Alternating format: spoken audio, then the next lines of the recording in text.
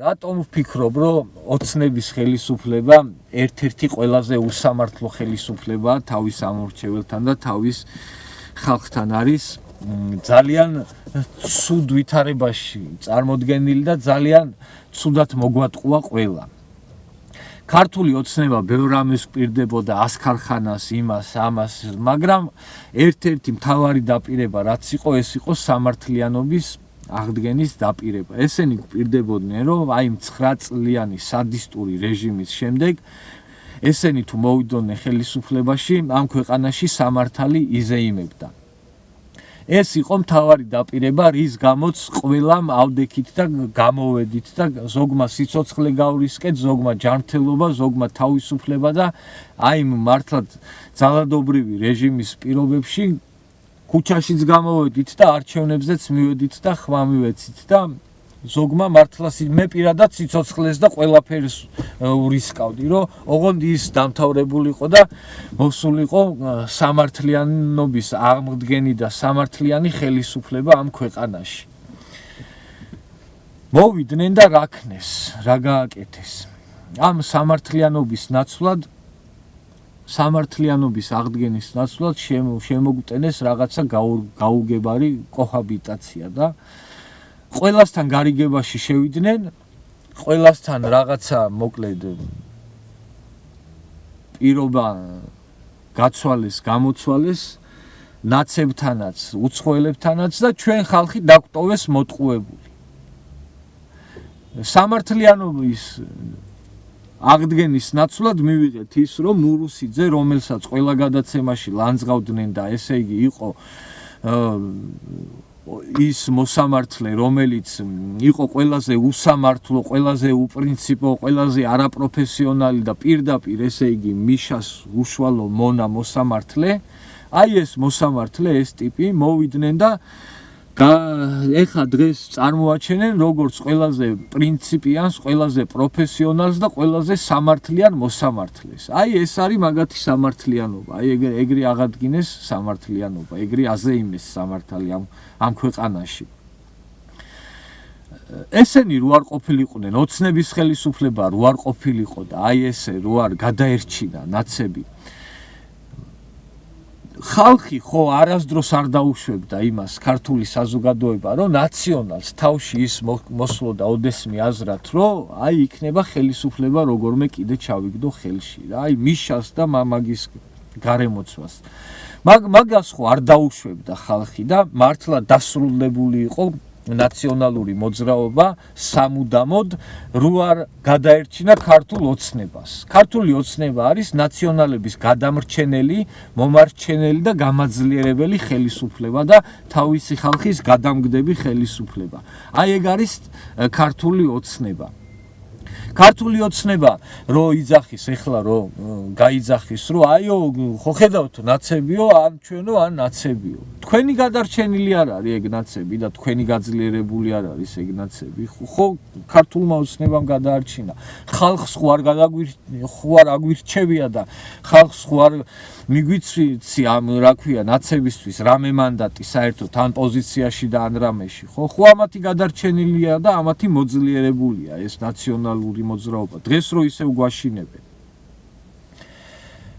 როგორც ნაციონალური მოძრაობა ვერ გადარჩებოდა ისე რომ ქართული ოცნება არ ყოფილიყო ხელისუფლებაში და სხვა ძალა რო ყოფილიყო მართლა ვინც სამართლიანობას აღადგენდა ოცნების მაგივრად ხო ნაციონალურ მოძრაობას 1% არ ქონდა გადარჩენის არა თუ მოძლიერების და მერე რამე პრეტენზიების პოლიტიკაში მოსვლაზე ხო ეს ხომ ქართული ოცნების საქმეა თავიდან ბოლომდე მათი გადარჩენაც მოძლიერებაც და აი დღეს რა დღეში არიან ესაც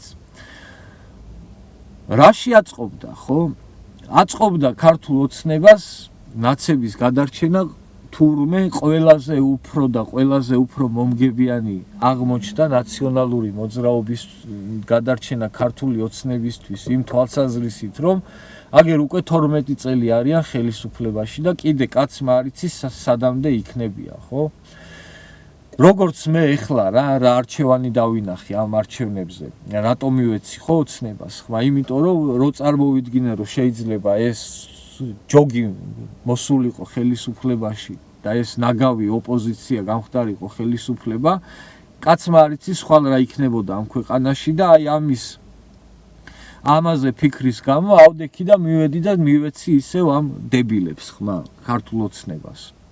ადრე იყო ბოროტი, ეხა არის დებილი რა დაახლოებით ეგეთი გამოთქვა, მაგრამ თლათ ეგრეც არ არის, საკმაოდ ჭკვიანები არიან იმისთვის, რომ გაიხანგრძილონ ხელისუფლებაში ყოფნის ვადა და წლები.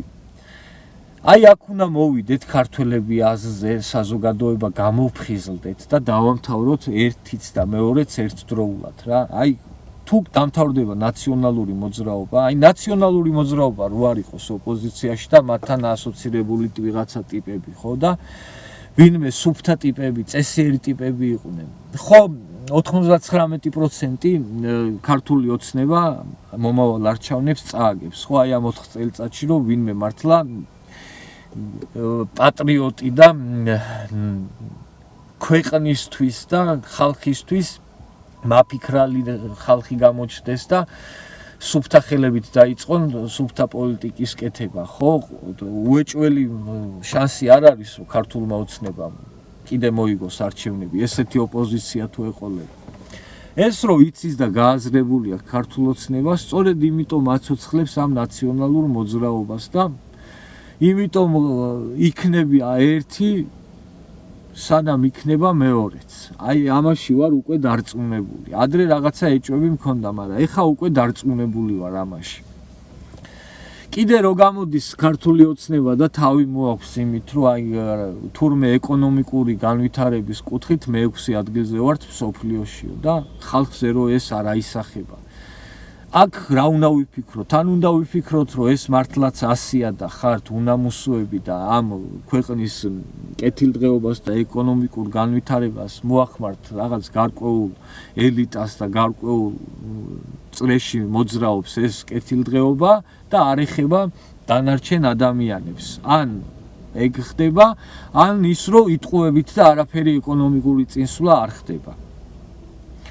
აი ესეთი არალოგიკური ხელისუფლება, ესეთი არასწორი თავის ხალხთან და აქეთ კიდე ესეთი დამპალი ოპოზიცია რაც გვყავს და აი ამ ქაოსში იმიტომ ვართ რაშიც ვართ, ხო?